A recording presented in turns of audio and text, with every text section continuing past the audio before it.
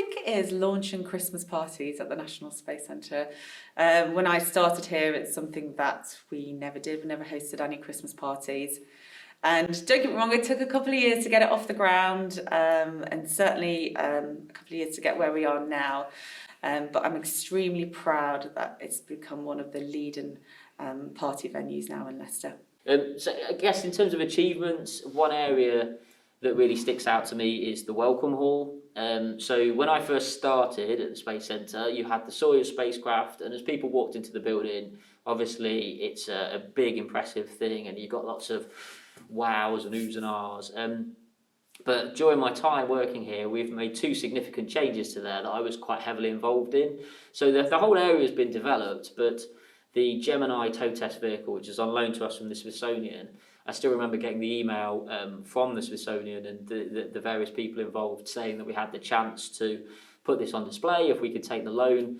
And little did I know at that point it was going to take up well over a year of my time working with dealing with the logistics of getting it onto site. We had to actually dismantle part of the front of the building and move where we were doing ticketing for a week. Lots of other teams at the Space Centre obviously involved in that played a big part, before eventually us managing to suspend it on the ceiling and build some exhibition displays around it as well, which meant that you suddenly came into the building and there were two impressive things to see. And then on top of that, we also put in the spacesuit display that we have, which has got Tim Peake's spacesuit, a spacesuit that was used in the film The Martian, and Buzz Aldrin's constant wear garment is on the clothes from it draining as well. So there's lots of different things which, although people still walk in and they're impressed by Soyuz, and then they see Gemini and they're impressed, I've also noticed a lot of people walking over to that display of spacesuits because there's something about them that immediately captures, particularly kids' attentions. They look really impressive. They're the kind of spacesuits that you think about when you're thinking about space travel. And although it's a big team effort to do those things, they're specific things that I know I was heavily involved in making them happen.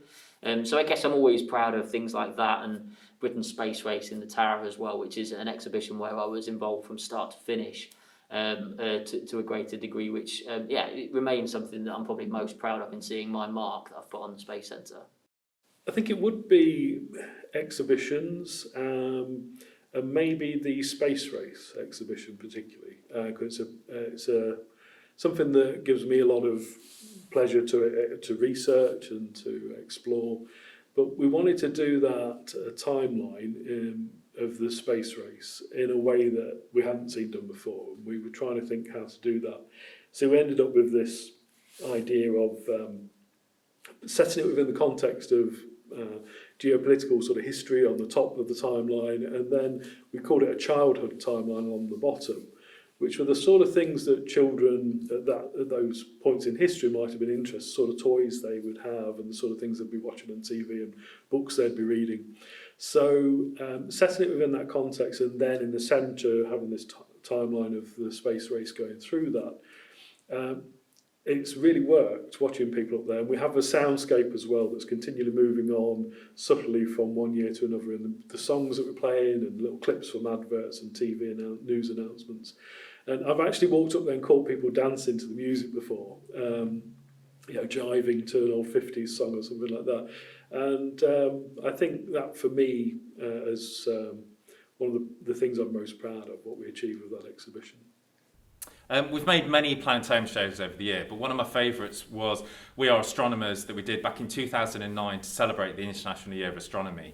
It was kind of a bit of a breakout show for us. It launched the We Are series, and it was incredibly well received. And it was a real kind of team effort to get the show made, and I think it really kind of set the standard for what came after that.